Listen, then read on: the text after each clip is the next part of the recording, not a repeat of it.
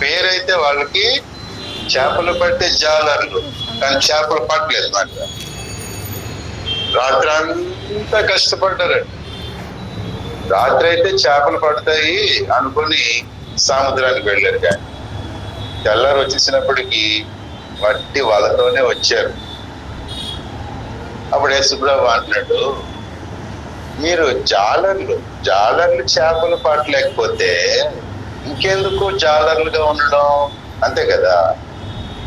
కాబట్టి మీరేం చేస్తారంటే ఈ యొక్క జాలరి పని మానేసేయండి, చేపలు పట్టడం పని మానేసేయండి.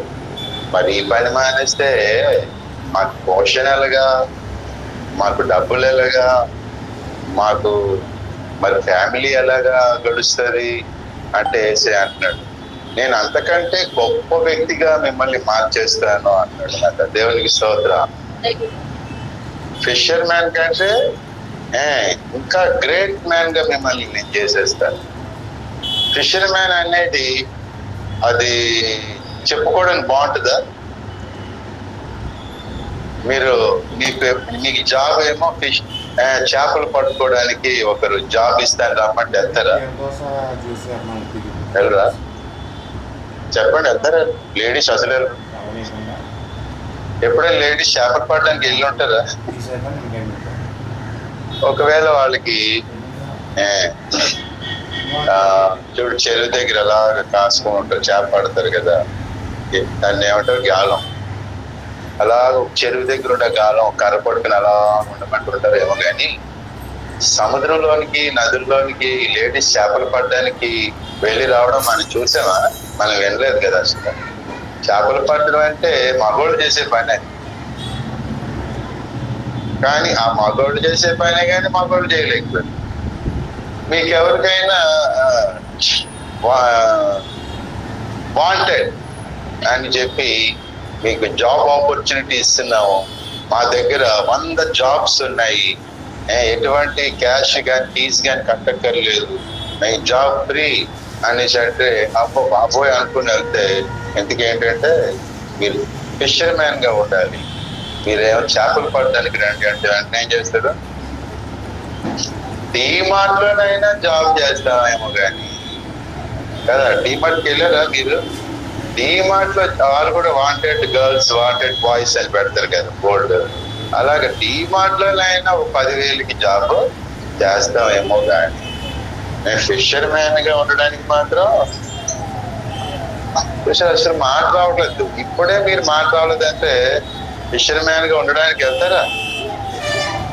ఎవరు ఇష్టపడరు కదా. చదువుకోని వాడు కూడా ఫిషర్ మ్యాన్ గా ఉండాలంటే ఇష్టపడరు. ముందు చెప్పుకోవడానికి బాగుంటుందా? నేను బాగోదు. కానీ మరి చాలా మంది ఫిషర్ మ్యాన్ గా ఉండి బాగా డబ్బులు గడించిన వాళ్ళు కూడా ఉన్నారు మాట. క్రిస్టియన్ ఫిషర్ మ్యాన్స్ ఉన్నారు. తప్పు కాదు, మంచి పని. అందరూ అన్ని రకాల పనులు చేయాలి. అయితే యేసుప్రభు ఏమంటాడంటే మిమ్మల్ని ఫిషర్ మ్యాన్ గా కాదు, అందుకంటే గ్రేట్ మ్యాన్ గా చేసేస్తారు మిమ్మల్ని అని యేసుప్రభు చెప్పాడు. ఎందుకంటే ఫస్ట్ రీజన్ ఏంటంటే వాళ్ళు చేపలు పట్టడానికి వెళ్ళారు, చేపలు పట్టలేకపోయారు కాబట్టి మిమ్మల్ని ఏమో గ్రేట్ మ్యాన్ గా చేస్తారు. మీరు ఫిషర్ మ్యాన్ గా ఉండదు, చేపలు పట్టుకునేవారుగా జాలర్లుగా ఇక ఉండదు. ఎందుకంటే అది మీకు చేత కావట్లేదు. అప్పుడప్పుడు వాళ్ళు చేపలు పట్టలేరు, అప్పుడప్పుడు పట్టగలరేమో, అప్పుడప్పుడు చేపలు పట్టలేరు. అప్పుడప్పుడు చాలా మంది ఫెయిల్ అయిపోతుంటారు కదా, అప్పుడప్పుడు కొంతమందికి జాబ్స్ పోతా ఉంటాయి కదా. కాబట్టి ఈ శిష్యులు లేకపోతే ఈ జాలర్లు చేపలు పట్టలేకపోయారు కాబట్టి యేసయ్య అంటున్నాడు, నా వెంబడి రండి, నన్ను ఫాలో అవ్వండి, నేను ఇంకా అంతకంటే గొప్పవారినిగా చేస్తాను అని అన్నాడు. యేసయ్య వాళ్ళని అంతకంటే గొప్పవాళ్ళుగా చేస్తాను అని అనడానికి ప్రూఫ్ ఏంటి? ఫస్ట్ పాయింట్ ఏంటి? వాళ్ళు చేపలు పట్టలేకపోయారు కాబట్టి నా వెంబడి రండి, మిమ్మల్ని ఫిషర్ మ్యాన్ గా చేస్తాను అనేసాడు. మరి యేసయ్య వాళ్ళని గ్రేట్ మ్యాన్ గా చేస్తాను. గ్రేట్ మ్యాన్ గా ఎలా చేయగలడు? వాళ్ళు చేపలు పట్టకపోయినంత మాత్రాన వాళ్ళనేమో గొప్ప వ్యక్తులుగా చేసే కదా అంటే ప్రూఫ్ చూపిస్తున్నాడు అన్నమాట. లూకా సువార్త రండి, మత్తయి తర్వాత మార్క్ తర్వాత లూకా సువార్త ఉంటుంది. ఆ లూకా సువార్త 5వ అధ్యాయంలో అంటున్నాడు ఇలాగా. 5వ అధ్యాయం 4వ వచనం చదవండి. పిల్లలు చదవాలి. నీవు దోణెను లోతునకు నడిపించి చేపలు పట్టుటకు వలలు వేయుడని సియోన్ కాదు నాన్న, సీమోనుతో చెప్పగా 6వ వచనం చదివి 6వ వచనం. యేసయ్య అన్నాడు వలలు వేయండి అని అనగా వాళ్ళు ఏం చేశారు? 6వ వచనంలో వారు అలాగూ చేసి అది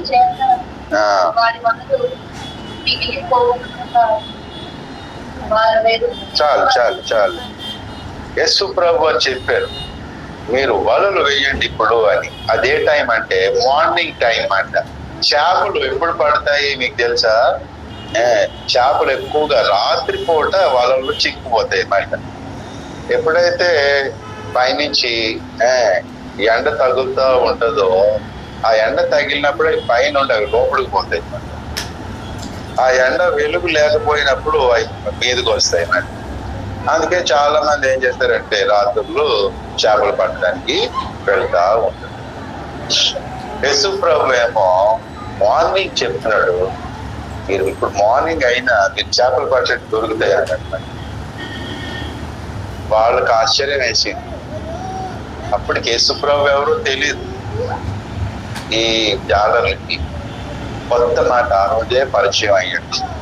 యేసు ప్రభు ఏమో ఇప్పుడు వల వేయండి, మార్నింగ్ అయినా పర్లేదు, ఒడ్డునే వల వేయండి చేపలు పడతాయి అన్నారు. ఒడ్డున చేపలు ఉంటాయా? ఒడ్డునే ఉండి లోపలికి ఉంటాయి కదా చేప. ఒడ్డునేముంటాయి? చెత్త చెదారం ఉంటుంది కదా. కాబట్టి యేసయ్య వల వేయమన్నాడని ఆ జాలర్లు వల వేస్తే యేసయ్య చెప్పిన మాట విని వల వేయగానే వలలు పగిలిపోయి పిగిలిపోయి అంత పెద్ద పెద్ద చేపలు అందులో పడ్డాయి. వాళ్ళు చూసి ఆశ్చర్యపోయారు.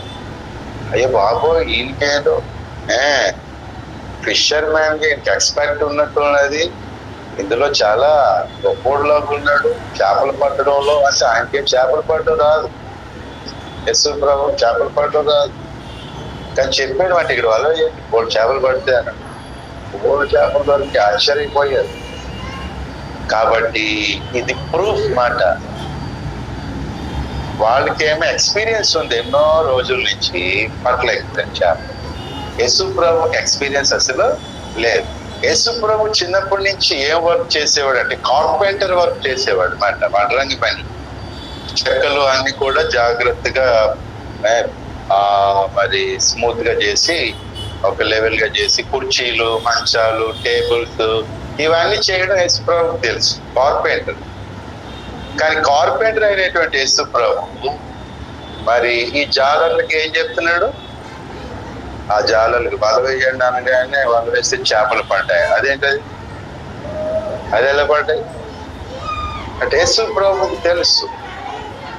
ఎందుకంటే యేసు ప్రభు ఆయన దేవుని యొక్క కుమారుడుగా ఈ లోకానికి ఆయన వచ్చినటువంటి శక్తిమంతుడు, మహాత్యం కలిగిన జ్ఞానవంతుడు. కాబట్టి ప్రూఫ్ దొరికిందా లేదు వాళ్ళకి? యేసు ప్రభు ముందేమో ఫస్ట్ పాయింట్ ప్రకారం వాళ్ళు వలలు వేసిన చేపలు పట్టలేకపోయారు. కాబట్టి ఇక మీరు చేపలు పట్టలేరు, మీ ఫిషర్ మ్యాన్ వర్క్ విడిచిపెట్టేసేయండి, నేను అంతకంటే గ్రేట్ మ్యాన్ గా మిమ్మల్ని చేసేస్తాను అని అన్నప్పుడు వాళ్ళు ఏంటి ఇలాగంటున్నాడు, ఈయన ఎలా చేస్తాడు, ఈయనకి ఎక్స్పీరియన్స్ లేదు కదా, ఈయన కార్పెంటర్ కదా, ఈయన మనల్ని ఎలాగో గ్రేట్ మ్యాన్ గా చేస్తాడు, ఈ యొక్క ఫిషర్ మ్యాన్ వర్క్ వదిలేయమంటాడు అనుకుంటే ప్రూఫ్ చూపించాడు. కాబట్టి వాళ్ళు ఏం చేశారు? యేసు ప్రభు ఈయన కొత్త వ్యక్తే, కానీ మనం ఏం చేద్దాం, ఈయన్ని ఫాలో అయిపోదాం అనుకున్నారు. దేవునికి స్తోత్రం. ఇప్పుడు మీకు ఎవరైనా జాబ్ ఇచ్చేవాళ్ళు మీకు బాగా పరిచయమైన వాళ్ళు జాబ్ ఇస్తారా, కొత్త వాళ్ళు జాబ్ ఇస్తారా? మీకు జాబ్ ఏమో హైదరాబాద్ లో వచ్చింది అనుకోండి, కొత్తవాడు ఇచ్చాడు పాతవాడు ఇచ్చాడు? మీ ఇంట్లో వాడు ఇచ్చినాడు, మీ బామ్మద్ద, ఎవరు ఇస్తారు? మీ తమ్ముడా? మీకు తెలియని వాడే కదా ఇస్తాడు. ఇంకొకరికి ఏమో అమెరికాలో జాబ్ వస్తుంది తెలిసిన వాడు, ఇంకొకరికి ఏమో రష్యాలో, ఇంకొకరికి ఏమో బాంబేలో, ఇంకొకటి మెడ్రాస్, చెన్నై జాబ్ పిలుస్తారు కదా. బెంగళూరు వెళ్ళిపోతుంటారు కొంతమంది జాబ్స్ కి. వాళ్ళు తెలుసా తెలీదా? తెలియదు. అయినా జాబ్కి వెళ్తాం కదా, అప్లై చేసాం కదా. ఎందుకని? వాడు చేసే ఇంటర్వ్యూలో పాస్ అవగానే వాడు జాబ్ ఇస్తానన్నాడు. వాడు ఎవడో తెలియకపోయినా ఇంటర్వ్యూలో పాస్ అయిపోయాం కాబట్టి మనం ప్రూఫ్ మాట. ఇంటర్వ్యూలో మనం పాస్ అయ్యాం అనేది ప్రూఫ్ కాబట్టి అవతల బెంగళూరులో వాడు జాబ్ ఇస్తానంటే వాడు ఎవడో తెలియదు, ఆయన వెళ్ళిపోయాం. చాలా మంది అలాగే వెళ్ళి ఉద్యోగాలు చేస్తున్నారు. అలాగే యేసు ప్రభు వారు ఎవరో తెలియదు, న్యూ పర్సన్ మాట, వాళ్ళకి కొత్త వ్యక్తి, ఎవరో తెలియదు ఈయన. కానీ యేసు ప్రభు వెంట వెళ్ళిపోవడానికి ఇష్టపడ్డారు. ఎందుకంటే ఒక ప్రూఫ్ ఉందన్నమాట. యేసు ప్రభు ఇలా చెప్పాడు అక్కడ వలయమని. మార్నింగ్ టైంలో వల వేయగానే చేపలు చాలా పడ్డాయి. అదే వాళ్ళకి ఏంటి? ప్రూఫ్ మాట. ఆ ప్రూఫ్ ని బట్టి వాళ్ళు యేసు ప్రభుని ఫాలో అయిపోయారు. అలా ఫాలో అయ్యారు. యేసు ప్రభు వాళ్ళని ఏం చేశాడంటే గ్రేట్ మ్యాన్ గా చేశాడు. అలాగే ప్రియులరా, యేసు ప్రభు టీచింగ్స్, బైబుల్ని ఫాలో అయ్యే వాళ్ళు చాలా మంది గ్రేట్ మ్యాన్స్ అయిపోయారు మాట. గ్రేట్ మెన్ అయిపోయారు మాట. గొప్ప వ్యక్తులు అయిపోయారు. మెన్ ఆర్ ఉమెన్, ఎవరైనా స్త్రీలైనా పురుషులైనా. గాంధీ గారికి తెలుసా? ఎప్పుడైనా పేరు విన్నారా? కొంతమంది వెళ్ళైనట్టుంది, అమెరికా నుంచి వచ్చినట్టున్నారు కదా. గాంధీ అంటే ఒకవేళ మీ ఇంటి దగ్గర ఒక గాంధీ ఉన్నాడేమో, అలా కాదు. మన దేశానికి స్వాతంత్రం తీసుకొచ్చిన మహాత్మా గాంధీ పేరు ఎంతమంది విన్నారు? చేతులు ఎత్తండి మీరు. సగమే అన్నారు, ఎలాగంటున్నారు? సాయిబాబా లాగా. నావేరు కూడా అందరూ అన్నారు, వేరు. మరి గాంధీ గారి పేరు వినకపోతే తప్పు కదా. గాంధీ గారి గురించి కొంచెం తెలుసు కదా మీకు. మరి గాంధీ గారు అంత గొప్ప వ్యక్తి ఎలాగయ్యారు దేశం లాస్ట్ టైంలో అంత గొప్ప వ్యక్తి అయిపోయాడు ఆయన. ఎలాగంటే యేసు ప్రభు వారు చెప్పిన ఆ మత్తయి సువార్తలో మాట ఆయన నేర్చుకున్నారు. మరి ఎవరైనా మిమ్మల్ని ఒక చెంప మీద కొడితే ఇంకొక చెంప చూపించండి అన్నది గాంధీ గారు నేర్చుకున్నారు మరి బైబుల్లో నుంచి. ఆ మాట చూసినావా? గాంధీ గారు ఆ మాట నేర్చుకున్నారు బైబుల్. అంటే బ్రిటిష్ వాళ్ళు అప్పటికే ఏం చేస్తున్నారు, మన ఇండియన్స్ ని చాలా కొట్టేస్తున్నారు. మరి మనల్ని బిజినెస్ చేసుకొని ఇవ్వట్లేదు. లేడీస్ కూడా మరి చాలా వల్గర్ గా ప్రవర్తిస్తూ ఉన్నారు అన్నమాట. ఇంకా రకరకాలుగా హింసలు అనుభవిస్తూ ఉన్నారు బ్రిటిష్ వారి వల్ల. ఆ టైంలో చాలా మంది పోరాడుతూ ఉన్నారు, మాకు స్వాతంత్ర్యం కావాలి అని. అందులో గాంధీ గారు కూడా ఉన్నారు, పోరాడుతూ ఉన్నారు. ఆయన బ్రిటిష్ వారు పొంగటం లేదన్నమాట. అలాగా ఆ టైంలో గాంధీ గారు తన దగ్గర ఎప్పుడు క్రొత్త నిబంధన బైబుల్ ఉండేది. ఆ బైబుల్ చదువుతూ ఉండేది. అందులోని బైబుల్లో ఒక మాట ఉంది, నిన్నెవరైనా మరి ఒక చెంప మీద కొడితే ఇంకొక చెంప చూపించు అనగానే గాంధీ గారు ఆలోచించడం మొదలు పెట్టారు. యేసు ప్రభు వారు ఏంటి ఎలాగంటున్నారు? ఒక చెంప మీద కొడితే ఇంకొక చెంప చూపించమంటారేంటి? అసలు ఒక చెంప మీద కొడితే మనం ఏం చేయాలి? వాడు 2 చెంపలు వాయి కొట్టాలి కదా. మనం అది చేయగలవా లేదా? చెయ్యాలనిపిస్తుంది కదా లోపటైనా. అలాంటిది ఒక చెంప మీద కొడితే ఇంకొక చెంప చూపించాలా? ఎవరు చూపిస్తారండి? ఎవరైనా మీ జేబులోని డబ్బులు తీసుకున్నారు అనుకోండి, నా బ్యాగ్ కూడా తీసుకోండి అంటావా? యేసు ప్రభు అంటున్నాడు. ముందు అర్థం కాలేదు గాంధీ గారికి, తర్వాత అలాగా ఆలోచిస్తే అర్థమైంది ఏంటంటే ఇప్పుడు ఒక చెంప మీద కొట్టాడు అనుకోండి, మళ్ళీ మనం కొట్టాం అనుకో, అప్పుడు మళ్ళీ వాడు ఏం చేస్తాడు, కొడతాడు, మళ్ళీ మనం కొడతాం, వాడు కొడతాడు. ఈలో ఇద్దరం ఏమైపోవచ్చు, చచ్చిపోవచ్చు, మనం చచ్చిపోవచ్చు కదా. కానీ వాడు కొట్టాడు అనుకోండి, మనం ఏం అనలేదు అనుకోండి, మళ్ళీ వాడు తిరిగి కొట్టాడు కదా. మనల్ని ఎవడైనా ఏదైనా అన్నాడు అనుకో, మనం తిరిగి అంటే మళ్ళీ వాడు అంటాడా లేదా, అంటాడు. వాడు ఏదో అన్నాడు, మనం ఏం అనకుండా వెళ్ళిపోయాం అనుకో, వాడు అంటాడు. ఇక రెండో మాట అంటాడు, అయినా ఏం అనుకుంటూ వెళ్ళిపోతే ఇంకా అనడం కదా, ఇంకా ఇంకేం అనడు మన. అది మంచిదా, వాడు అన్నాడని నేను అన్నానని మళ్ళీ వాడు అన్నాడని నేనని, ఇదేమవుతుంది, రాగా అలాగా చాలా గొడవలు అయితేనే ఉంటాయి కదా, రోజులు. కొన్ని ఫ్యామిలీస్ లో పేరెంట్స్, తల్లిదండ్రులు ఎప్పుడు గొడవలు ఆడుకుంటూనే ఉంటారు. ఎవరో ఒకరు డ్రాప్ అయిపోతే గొడవ ఉండదు, ఇద్దరు అలాగే ఉంటారు. ఒకవేళ మీ ఇంట్లో పేరెంట్స్ ఏమైనా గొడవలు ఆడుతున్నారు అనుకోండి, అప్పుడు మీరేం చేయాలి, ఇందులో మా అమ్మ గెలుస్తుందా మా నాన్న గెలుస్తాడా అని చూడకండి, మీరు పోటీ పెట్టికండి అమ్మ నాన్నకి. మీరేం చేయాలి, మీరు అక్కడి నుంచి తప్పించుకోవాలన్నమాట. మీకు వేరే రూమ్ ఉంటే వేరే రూమ్ లోకి వెళ్ళి తలపేసుకో, లేకపోతే బయటకు వచ్చేసేయండి. వాళ్ళ గొడవ అంతా అయిపోయాక అప్పుడు ఇంటికి వెళ్ళండి. ఎందుకో తెలిసిన, ఆ గొడవలో నీ కోపం వస్తుంది. నువ్వు అమ్మ ఫేవరెట్ అనుకో, నాన్నని తిడతావు, నాన్న ఫేవరెట్ అనుకో, అమ్మని తిడతావు. ఇంకా కోపం వచ్చింది అనుకో, గ్లాస్ చంపో అమ్మ మీద నాన్న మీద ఇసిరేస్తావు, వాళ్ళకి దెబ్బ తగులుతుంది. ఏరా నాన్ననే కొడతావు అని చెప్పి నాన్న అప్పుడు నిన్ను కొడతాడు, మళ్ళీ నీకు దెబ్బ తగులుతుంది. కాబట్టి ఏం చేయాలి, నువ్వు సైలెంట్ గా పక్కకి వెళ్ళిపోవడం మంచిది. అలాగే ఎవడైనా నన్ను కొట్టాడని నేను కొడితే మళ్ళీ వాడు కొడతాడు, తిట్టాడని తిడితే మళ్ళీ వాడు తిడతాడు. ఇది ఏమవుతుందంటే, ఇది మనం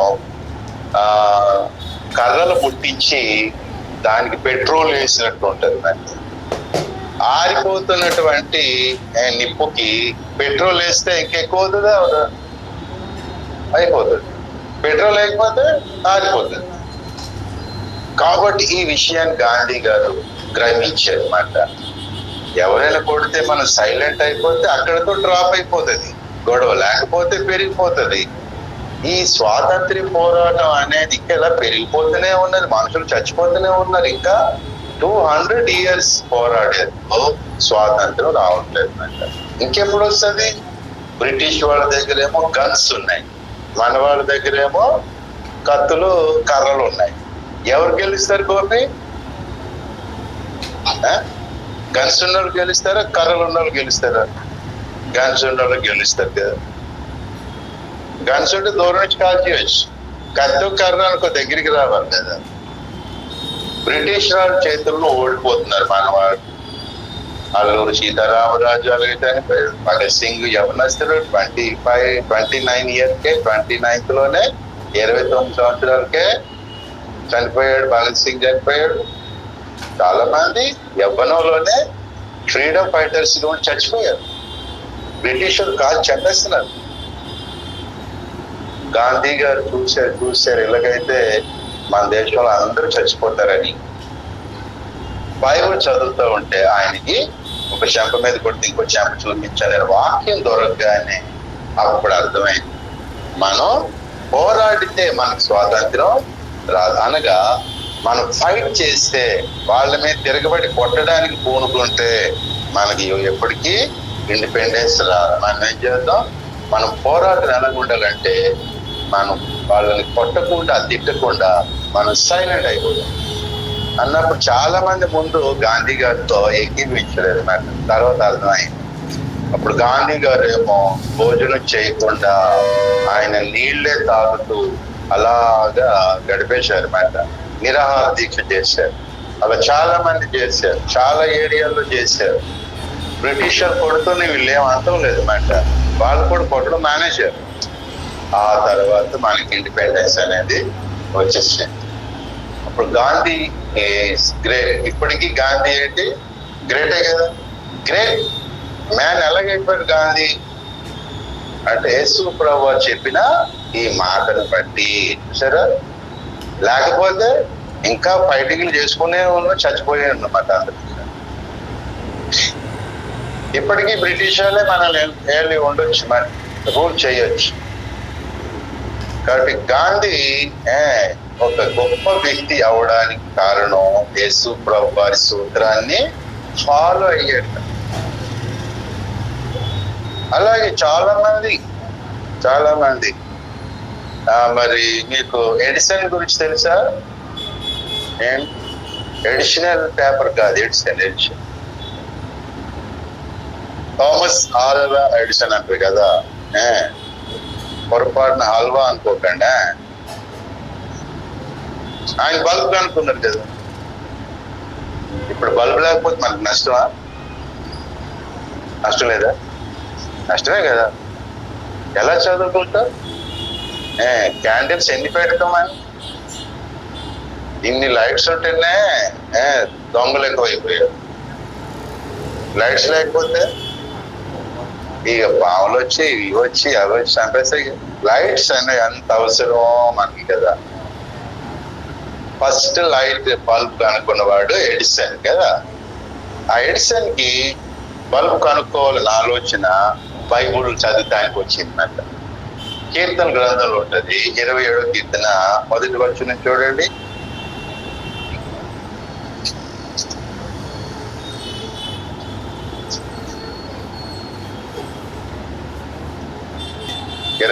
కీర్తన 1వ వచనం.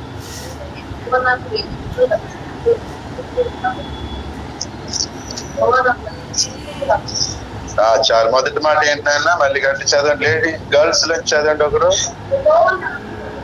యెహోవా నాకు వెలుగును ఆదిగారి. దేవుడు ఏమై ఉన్నాడట? వెలుగు. దేవుడు వెలుగట. మనకు ఆకాశంలో సూర్యుడు ఉన్నాడు వెలుగు కదా, చంద్రుడు ఉన్నాడు వెలుగు కదా. కానీ దేవుడే ఏంటట? దేవుడే వెలుగు అనేసి మరి చెప్పాడు కదా. అలాగే యేసు ప్రభు వారు కూడా ఆయన కూడా చెప్తారు. ఈ లోకానికి వచ్చినప్పుడు యోహాను సువార్త చూడండి, క్రొత్త నిబంధనలో యోహాను సువార్త, మత్తయి, మార్కు, లూకా, తర్వాత యోహాను 8వ అధ్యాయం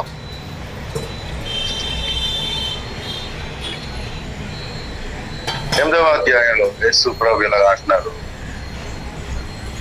12వ వచనం చూడండి. నేను లోకమునకు వెలుగును, నన్ను వెంబడించువాడు ఉండునని.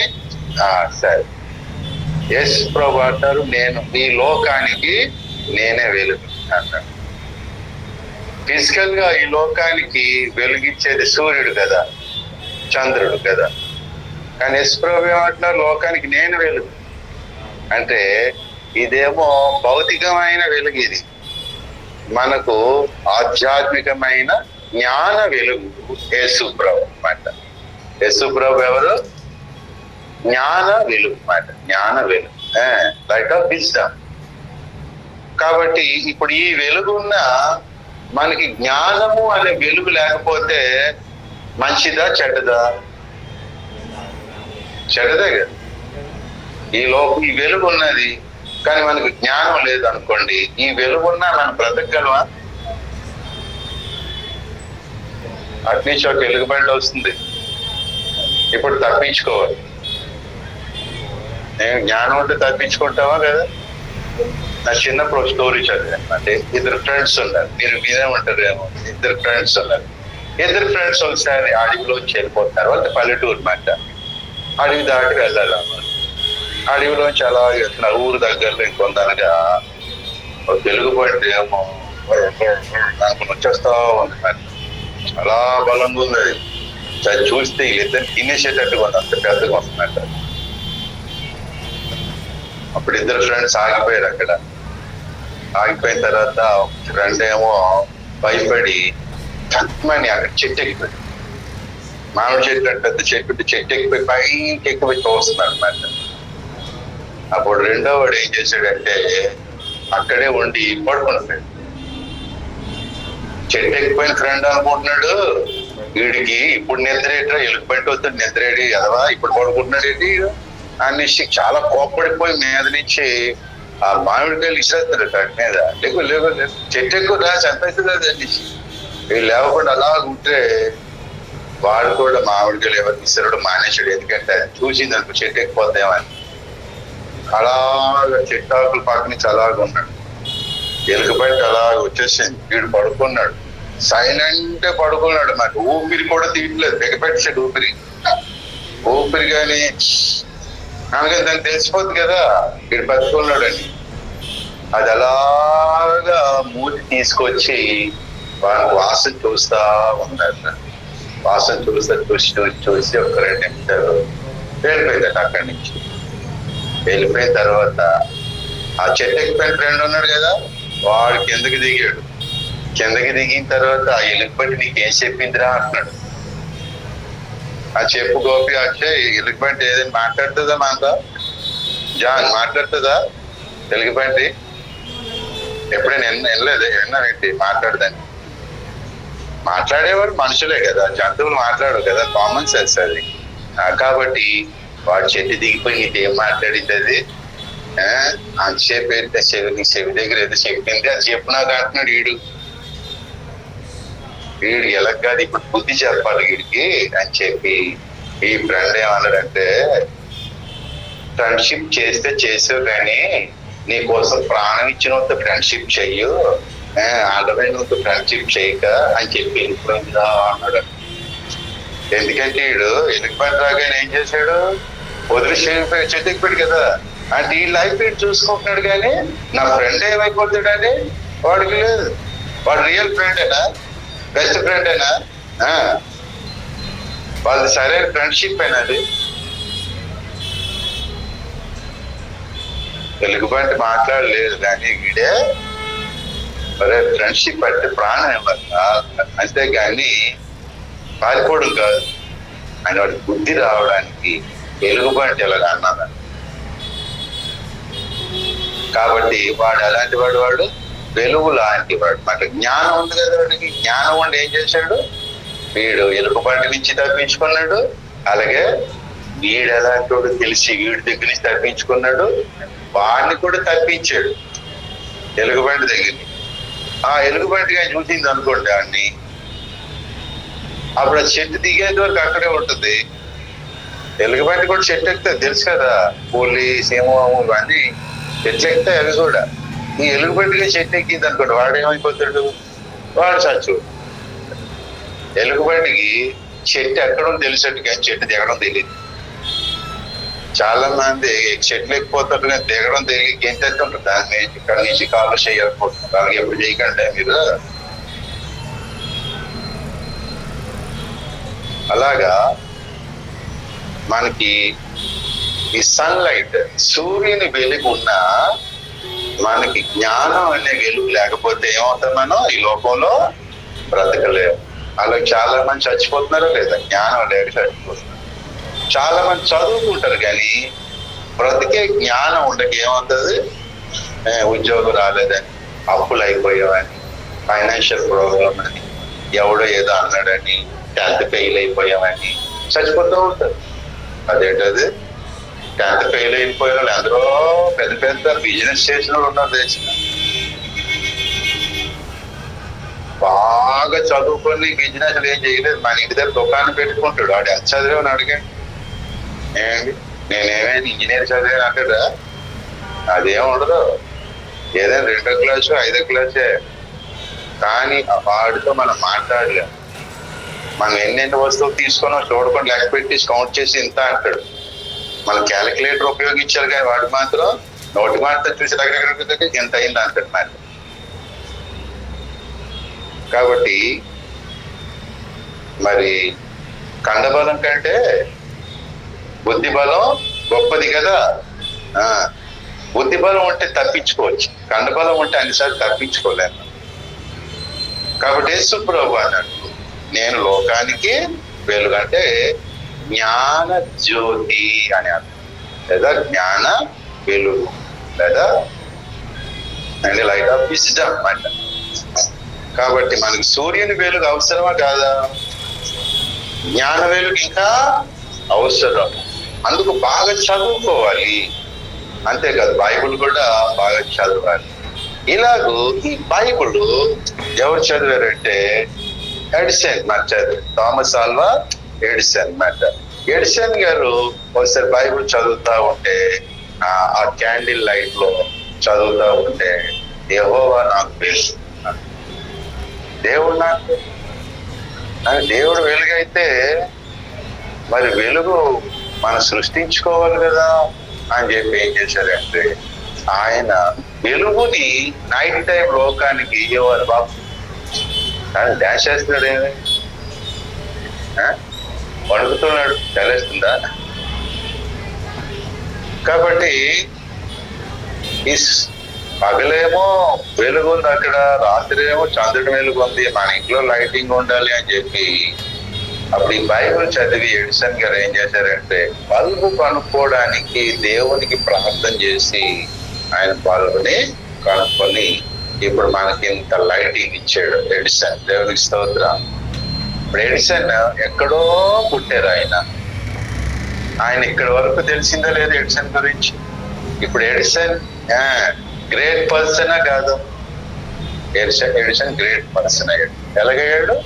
జీసస్ ను ఫాలో అయ్యాడు. అనగా ఆయన బైబుల్ చదివి బైబుల్ ఫాలో అయితే ఒక గొప్ప వ్యక్తి అయ్యాడు అన్నమాట.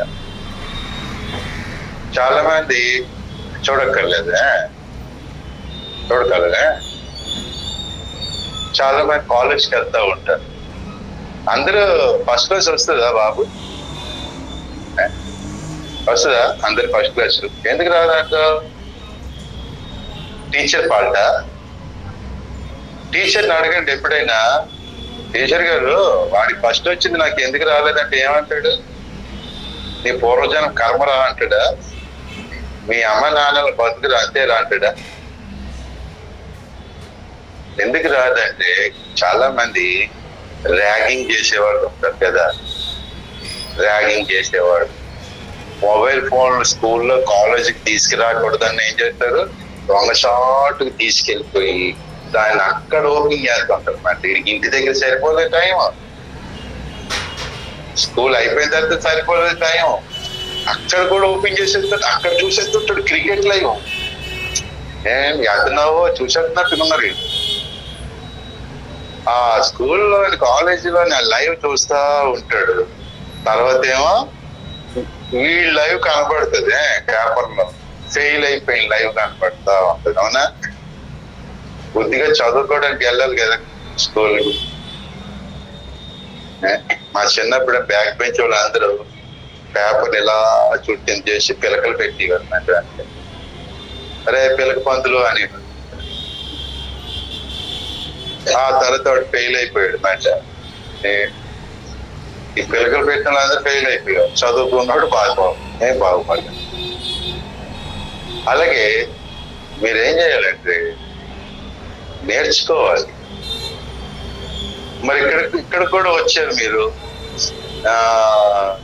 ఇక్కడ కూడా వచ్చారు. ఏదైనా నేర్చుకుందామనే, లేకపోతే నవ్వుకుందామని, ఏదైనా తెలుసుకుందామనే, లేకపోతే ఇంకేదైనా చేద్దామని. అలాగూ యేసు ప్రభు దగ్గర గాంధీ గారు నేర్చుకున్నారు కాబట్టి మనకి ఏమొచ్చింది? మనకి ఇండిపెండెన్స్, స్వాతంత్ర్యం అనేది వచ్చింది. ఎడిసన్ గారు లైట్ గురించి తెలుసుకున్నారు కాబట్టి బల్బ్ అనేది కనుక్కున్నారు. అలాగే మరి జేమ్స్ సింప్సన్ అనేటువంటి వ్యక్తి ఆయనే కనుక్కున్నాడు మత్ ఇంజెక్షన్ మ్యాటర్. మత్ ఇంజెక్షన్ ఏమంటారు ఇంగ్లీష్ లో? ఇంజెక్షన్ ఆఫ్ మత్. అమ్మయ్య, చూసి వాళ్ళ నర్సింగ్ చేయని అనుకున్న అమ్మాయికి తెలిసిపోయింది. ఎందుకు అనుకున్నాం? ఎప్పుడు అదే కార్యక్రమం ఉంటున్నట్టు. ఏమంటారు బాబు జాన్, ఈసారి మీరు ఈ ఫస్ట్ లైన్ లో కూర్చుంటే మీకు ఫస్ట్ ప్రైజ్ ఇవ్వాలనిపిస్తుంది. మత్ ఇంజెక్షన్ అయిపోతే ఏమవుతుంది? ఆపరేషన్ చేసేటప్పుడు మనకు పోషిస్తా ఉంటే చాలా పెయిన్ ఉంటుంది కదా. మనకి తెలియకుండా ఎవరైనా కోసాడు అనుకో, తెలియకుండా పర్లేదులే, వాళ్ళ నాటకం అలా జరిగింది. మనకి తెలియకుండా ఒక కోసేసాడు అనుకో, బాధ ఉంటుంది. కానీ కోసిన తర్వాత కూడా మనకి తెలియకపోతే బాధ ఉంటుందా? ఉండదు. కాబట్టి డాక్టర్స్ ఏం చేశారంటే అనస్థీసియా అనేది ఇంజెక్షన్ ఉండాలి అని. అది కనుక్కున్నది ఎవరంటే ఒక క్రిస్టియన్ అన్నమాట. ఆ మత్తు ఇంజెక్షన్ కనుక్కున్నాడు ఒక క్రిస్టియన్. ఎలా కనుక్కున్నాడు అంటే బైబుల్లో మరి దేవుడు హవ్వని సృష్టించాలనుకున్నాడు, ఒక లేడీని సృష్టించాలనుకున్నాడు. అప్పటికి యాడమ్ అనే ఫస్ట్ పర్సన్, ఈ ప్రపంచంలో ఫస్ట్ పర్సన్ పేరు యాడమ్, ఆదాము. ఆది కాండంలో ఉంటది. ఆ ఆదాముకి దేవుడు గాఢ నిద్ర కలుగజేశాడు. గొరకలు పెట్టి పడుకుడిపోతా ఉన్నాడు, ఎప్పుడు లేని ఆదాము నిద్రపోతా ఉన్నాడు. అక్కడ ఉన్న జంతువులన్నీ చాలా భయపడ్డాయి. ఏంటి ఎప్పుడు లేని మనిషి గొరకలు పెట్టి పడుకుంటున్నాడు అని. దేవుడు వచ్చి ఏం చేశాడంటే ఈ పక్కని గాయం చేశాడు. రిబ్స్ పొట్ట దగ్గర గాయం చేసి ఆ పక్క నుంచి ఒక ఎముక తీశాడు దేవుడు. ఎముక తీసి ఒక లేడీ చేసి, అప్పుడు ఆదాముకి మళ్ళీ గాయం అయింది కదా, అది అక్కడ మళ్ళీ దేవుడు పూర్తి చేశాడు. మళ్ళీ గాయం లేదు, మచ్చ మాత్రమే ఉంది, గాయం లేదు. ఆదా పడుకున్నాడు, లేచాడు. లేచిన తర్వాత అతని ముందేమో ఒక లేడీ ఉన్నది. మరి ఈ లేడీ ఎలాగ వచ్చింది? నేను ఒక్కడనే కదా ఇంతవరకు ఇన్ని సంవత్సరాలు ఉన్నాను, ఈ లేడీ ఎలాగ వచ్చింది అని అనుకున్నప్పుడు అతనికి తెలిసిపోయింది. దేవుడు ఈమెని సృష్టించాడు. ఎలాగంటే నా ప్రక్కలో వచ్చి, ఎందుకంటే ఈ పక్కన చూసుకున్నప్పుడు మచ్చ ఉన్నది, మరి గాయం అయిపోయి మచ్చ ఉన్నది. అప్పుడు తెలుసుకున్నాడు ఆడ. తెలుసుకొని ఈమె నాలో నుంచి తీయబడింది అని అన్నాడు. ఇది బైబిల్లోనే చరిత్ర. అయితే జేమ్స్ సింప్సన్ అనేటువంటి ఒక క్రిస్టియన్ ఇది చదువుతూ, ఓకే ఒకరికి ఆపరేషన్ చేయాలి, ఒకరికి గాయం చేసి బాగు చేయాలి అంటే ముందేం చేయాలి? గాఢ నిద్ర కలిగేయాలి అన్నమాట. మనకి మత్తుగా పడుకున్నప్పుడు దోమలు కరుస్తుంటే తెలుస్తాయా? తెలియదు కదా. కొంతమంది మెళుకుగా ఉన్నా తెలియదు, పుట్టేస్తా ఉన్నా కూడా తెలియదు అన్నమాట. మనం మత్తుగా బాగా పడుకుడిపోయాం అనుకోండి, దొంగ వస్తే తెలుస్తుందా? తెలియదు. బాగా మత్తుగా పడుకున్నప్పుడు లే లే లే అని అంటున్నా లేస్తావా? లేవు. నీళ్లు పోయాల్సి వస్తుంది కదా కొంతమందికి. అంత మత్తుగా ఉంటేనే ఆపరేషన్ చేయగలము అని జేమ్స్ సింప్సన్ బైబుల్ చదువుతూ మరి ఆ లెసన్ నేర్చుకున్నాడు అన్నమాట. దేవుడు ఆదాముకి గాయం చేసి మరి పూడ్చేటప్పుడు గాఢ నిద్ర దేవుడే కలగజేశాడు. అలాగే ఒక వ్యక్తికి మత్తు బాగా ఎక్కితే అతడికి గాయం చేసినా ఆపరేషన్ చేసినా తెలియదు అని జేమ్స్ సింప్సన్ ఆ బైబుల్ ఉన్న ఆ మాటను బట్టి అనస్థీసియా ఆ మత్తు ఇంజెక్షన్ ని కనుక్కున్నాడు. దేవునికి స్తోత్రం.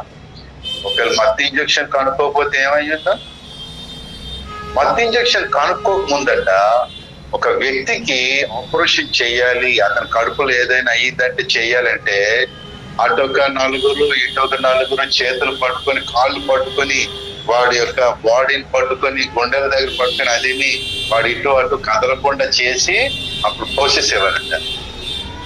వాడు బ్రతుకుంటుండగా, వాడు చూస్తుండగానే ఎటువంటి మత్తు లేకుండా పోసి వాడి కడుపులో ఏం జరిగింది, గుండెకి ఏం జరిగింది అని తెలుసుకొని అది తీసి మళ్ళీ కుట్టేవారు. సూది దెబ్బలు వేసి దారం వేసి కుట్టేశారు. అది ఎలాగుంటుంది? చాలా బాధగా ఉంటుంది కదా. చాలా ప్రాబ్లం అయిందట. ఏడ్చివారట, నన్ను వదిలేసేయండి బాబోయ్, నన్ను వదిలేసేయండి, నేను చచ్చిపోతాను, వదిలేసాను. ఒక పక్కేమో నొప్పికి ఆపరేషన్ కి ముందు ప్రాబ్లం అయ్యి బాధపడేవారు, తర్వాత ఆపరేషన్ చేస్తే బాధపడేవారు, ఎందుకంటే ఇంజెక్షన్ లేక. అలా చాలా మంది అలా బాధపడతా ఉంటే ప్రజలు ఇలాగా మత్తు లేకుండా ఆపరేషన్ అయితే ఇలాగే చచ్చిపోతారే ప్రజలని జేమ్స్ సింప్సన్ ప్రార్థన చేసి, మరి ప్రార్థన చేస్తున్నప్పుడు దేవుడి బైబుల్ ద్వారా అది నేర్పాడు. కాబట్టి మరి ఇప్పటికీ దాదాపుగా ఒక 300 years నుంచి ఏమైందంటే, సారీ అది ఇయర్ మర్చిపోయాను, అప్పటి నుంచి మత్తు ఇంజక్షన్ ఇస్తా వస్తూ ఉంటే ఆపరేషన్స్ ఈజీగా జరిగిపోతుంది. చూసారా, జేమ్స్ సింప్సన్ ఒక గ్రేట్ ఫిజిషియన్ అయిపోయాడు మాట, గొప్ప డాక్టర్ అయిపోయాడు మాట. ఎలాగా? యేసు ప్రభుని ఫాలో అయ్యి, యేసు ప్రభు అన్నాడు కదా, నన్ను ఫాలో అవ్వండి, మిమ్మల్ని ఏం చేస్తాను, గొప్ప వ్యక్తుల్ని చేస్తాను, ఆ జాలర్నేమో గ్రేట్ మ్యాన్ గా చేస్తాను అన్నాడంటే, మిమ్మల్ని మనుషులు పట్టు జాలర్గా చేస్తాను అన్నాడు. ఎందుకంటే మీరు చేపలనే పట్టలేకపోతున్నారు, రండి నేను మిమ్మల్ని గొప్ప వ్యక్తులు చేస్తాను అన్నాడు. ప్రూఫ్ ఉందా లేదా? ప్రూఫ్ చూపించాడు కదా. దానికి చేపలు పట్టు రాకపోయినా ప్రూఫ్ చూపించండి, నేను చేయగలను మిమ్మల్ని. ఇక్కడ బైబుల్లో ప్రూఫ్ మాట. ఎందరో నార్మల్ పర్సన్స్ గ్రేట్ పర్సన్స్ అయిపోయారు. కింగ్ డేవిడ్, ఆయన కేవలం షెపర్డ్ మాత్రమే, గొర్రెలను కాచుకునేవాడే, కానీ దేవుణ్ణి వెంబడించాక ఒక కింగ్ అయిపోయాడు. అలాగే జోసెఫ్ ఒక కింగ్ అయిపోయాడు. ఎస్తేర్ రాణి ఒక క్వీన్ అయిపోయాడు. ఆమె పెద్దగా చదువుకోలేదు, కానీ దేవుణ్ణి వెంబడించాక ఆమె క్వీన్ చేశాడు దేవుడు. అలాగే మీరు చదువుకోవద్దు అంటాం లేదు, కానీ యేసు ప్రభుని ఫాలో అయిన తర్వాత గాంధీ ఏమయ్యారు? మహాత్మా గాంధీ అయిపోయారా లేదా? అలాగే మీరు గ్రేట్ పర్సన్స్ కావాలి అంటే మీరు యేసుని ఫాలో అవ్వాలి. అనగా మీరేమో బైబిల్ని చదువుతా ఉండాలి. మీకు ఏంటి నీడ్, మీకు ఏంటి అవసరం, మీకు ఏది అవసరం, ఆ విషయాన్ని ప్రార్థన చేస్తే యేసయ్య అక్కడ మీకు ఒక ఆన్సర్ ఇస్తాడు మన బైబిల్లో నుంచి. ఆ బైబిల్లో ఆన్సర్ ఇవ్వగానే అప్పుడు ఆ బైబిల్లో ఆన్సర్ బట్టి మీరు గ్రేట్ పర్సన్స్ అయిపోతారు. దేవునికి స్తోత్రం. ఇవన్నీ ప్రూఫ్స్ మాట. జేమ్స్ సింప్సన్ గురించి మీరు నెట్ లో సెర్చ్ చేయండి. ఎడిసన్ గురించి విన్నా కదా చిన్నప్పటి నుంచే, అదొక ప్రూఫ్. మహాత్మా గాంధీ అలాగే అదొక ప్రూఫ్. బైబుల్ చదివే గాంధీ గ్రేట్ మ్యాన్ అయ్యాడు మాట, మహాత్మా అయ్యాడు మాట. అలాగే చాలా మంది చేపలు పట్టుకున్నటువంటి మనుషులు పాస్టర్స్ అయిపోయారా లేదా? పాస్టర్స్ అయిపోయారు మాట. చాలా మంది దొంగలు, వ్యభిచారం, నరహంతకులు జైల్లో, రాజమండ్రి జైల్లో శిక్షలు అనుభవించేవాడు. యేసు ప్రభు నమ్మి బైబుల్ ఫాలో అవగానే వాళ్ళు మంచి పాస్టర్స్ అయిపోయారు. మన చర్చిలో కూడా జైపాల్ పాస్టర్ గారు ఉంటారు. ఆయన అంతకు ముందు పోలీసులను కొట్టేశారు అనమాట. గోల్డ్ దొంగతనం చేయడానికి వెళ్ళి పోలీసులు ఎదురైపోయి వాళ్ళేమో పట్టుకుంటే పోలీసులను కొట్టేసి పారిపోయారు మరి, చేతులు నరికేసి పారిపోయారు మరి. జైపాల్ పాస్టర్ గారు ముందు, ఆయన ముందు ఒక పెద్ద దొంగ, పోలీసులను కొట్టి చేతులు నరికేస్తారు అని చెప్పి ఆయన్నేమో జైలు వేస్తారు. రాజమండ్రి జైలు 21 కేసులు బుక్ అయిపోయి ఇక బయటికి రావడానికి వీళ్ళు చచ్చిపోవడం అన్నమాట జైల్లో. కానీ జైల్లో చచ్చిపోతున్న టైంలో ఒక రాత్రి ఎవరు చెప్పారు యేసు ప్రభు గురించి ఆయనకి, ఆయన ప్రార్థన చేశారట రాత్రి. దేవుడు ఆ రాత్రి ఆయన దర్శించాడు. ప్రభు దగ్గర తన పాపాన్ని ఒప్పుకున్నాడు. నా హృదయంలోకి రా ప్రభు, నిన్ను వెంబడిస్తానని ఒప్పుకున్నాక ఒక మరి 5 years లో కేసెస్ అన్ని కొట్టేసి ఆయన 2 years లోనే జైలు నుంచి బయటకు పంపించారు. అసలు జైల్లోంచే బయటికి పంపరు, ఆయనకి ఉరి శిక్ష వేసేయాలన్నమాట. 21 కేసులు ఉన్నాయి ఆయన మీద, మర్డర్ కేసులు ఉన్నాయి, పోలీసులను కొట్టేసేట కేసులు ఉన్నాయి. జడ్జి గారు అన్నారట, అసలు నిన్ను వదలకూడదయ్యా, ఇన్ని కేసులు ఉన్నాయి, కానీ ఎందుకో నిన్ను వదిలేయాలనిపిస్తుంది అని చెప్పి కేసులను కొట్టేశారట. దేవునికి స్తోత్రం. జైపాల్ గారు ఆయన ఎప్పుడైనా ఆయనకి ఒకసారి సాటర్డే రమ్మని ఆయన ఇక్కడ ఆయన టెస్ట్ మ్యాన్ సాటం చెప్తారు. ఆయనకు ఒక గొప్ప పాస్టర్ అయిపోయాడు మాట. ఒక దొంగ ఏమయ్యాడు, ఒక మర్డర్ ఏమయ్యాడు, యేసు ప్రభు ఫాలో అవగానే గొప్ప మాస్టర్ అయిపోయాడు. ఆయన ప్రార్థన చేస్తే ఎందరికో స్వస్థత, ఆయన ప్రార్థన చేస్తే ఎందరికో దేవుడి దీవెన, ఆయన మాటలు చెప్తా ఉంటే ఎందరో మారిపోతా ఉన్నారు. అలా చేశాడు. Great person. నువ్వు గ్రేట్ పర్సన్ అవుతావా, లేకపోతే డల్ పర్సన్ అవుతావా, లేకపోతే గుడ్ పర్సన్ అవుతావా, లేకపోతే బ్యాడ్ పర్సన్ అవుతావా, ర్యాగింగ్ చేసే స్టూడెంట్ అవుతావా, లేకపోతే కాలేజ్ ఫస్ట్ వచ్చే స్టూడెంట్ అవుతావా, ఒక గొప్ప బిజినెస్ మ్యాగ్నెట్ అవుతావా, లేకపోతే కూలి పని చేసుకున్న మారిపోతావా, అది నీ ఇష్టం. కానీ నువ్వు యేసయ్య కరెక్ట్ గా ఫాలో అయితే, బైబుల్ చదువుతా ఫాలో అవుతా ఉంటే, నీకు నీడ్ అవసరం ఏముందని ప్రార్థన చేసి అడుగుతా ఉంటే, యేసయ్య మాత్రం ఏం చేస్తాడు, ఒక రోజు నేను ఒక గ్రేట్ పర్సన్ చేసేస్తాడు. యేసయ్య మంచివాడు, నమ్మాలి. యేసయ్య అబద్ధికుడు కాదు, మాయ చేసి శరీరం కాదు. ఆయన చాలా నమ్మకమైన వ్యక్తి, మన కొరకు ప్రాణాలే ఇచ్చాడు. కాబట్టి ఇలాగ బైబుల్లో ఉన్న వ్యక్తులు, బయట ఉన్న వ్యక్తులు, మరి గాంధీ లాంటి వాళ్ళు ఎందరో గ్రేట్ పర్సన్స్ అయ్యారు. అవడానికి కారణం వాళ్ళు బైబుల్ చదివి ఫాలో అయ్యారు. మీరు కూడా అలా ఫాలో అవ్వండి. మీరు కూడా కొన్ని దినాలు, కొన్ని సంవత్సరాల తర్వాత గొప్ప గొప్ప వ్యక్తులుగా మారిపోతారు. దేవుడు మిమ్మల్ని దీవించను గాక. God bless you. ప్రార్థన చేద్దాం. కళ్ళు మూసుకోండి, ప్రార్థన చేసుకుందాం. మీకు ఇష్టమైతే యేసయ్యని అడగండి, యేసయ్య నేను ఒక గొప్ప వ్యక్తిగా మారాలి, నేను ఒక నార్మల్ పర్సన్ గా ఉండకూడదు, నేను ఒక గుడ్ పర్సన్, బెస్ట్ పర్సన్ గా మారిపోవాలి నాయన, నువ్వే నాకు సహాయం చేయాలి ప్రభు. బైబుల్లో ఎందరినో అలా మార్చేసావు నాయన. గాంధీ గారు గొప్ప వ్యక్తి అయ్యారు నాయన. సింప్సన్, ఎడిసన్ ఎందరో గొప్ప వ్యక్తులుగా మారిపోయారు. మదర్ తెరీసా ఒక గొప్ప వ్యక్తిగా మారిపోయింది బైబుల్ ఫాలో అవడం. నేను కావాలి అని అడగండి, యేసయ్య మీకు సహాయం చేస్తాడు.